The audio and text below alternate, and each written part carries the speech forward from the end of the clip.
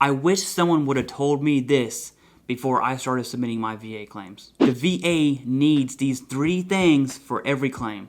That's going to be an in-service event, a current diagnosis, and a Nexus. The first thing I would do is go through my service treatment records and grab any complaint I have from the military. Pre and post deployment health assessments are an absolute goldmine of medical evidence for the VA. After I found all my in-service complaints, I would then make an appointment with the VA or through your private health insurance, whichever you prefer, and then complain again about those same problems and any new conditions I may have had. My goal during this health appointment is to 1, hopefully get a current diagnosis, or 2, at a very minimum, get new complaints of the same problems from my service treatment records. Anytime I'm going to complain about a disability, I'm going to want to add a time frame to that. An example would look like, hey doc, I started experiencing back pain after my first deployment. I'm using this as a blanket statement,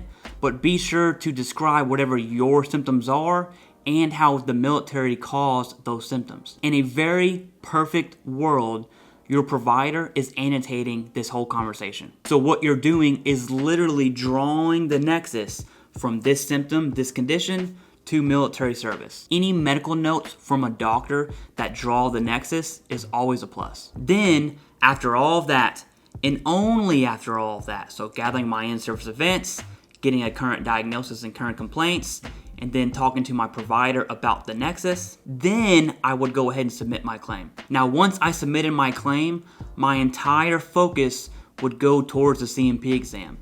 I'm going to want to Google my disability and 38 CFR. So for this example, we'll use mental health. So go into Google, type 38 CFR ECFR mental health. Here we see the VA evaluates mental health based on occupational and social impairment.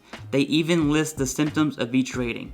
So if I believe I fall into the 30% category, I'm going to make sure I express my symptoms in line with 38 CFR. And that's it. Let it ride from there. The next part of this is dealing with denials if you're denied. And what you're going to want to do is combat that denial directly with new and relevant evidence. And this is really where you're going to see a private DBQ shine.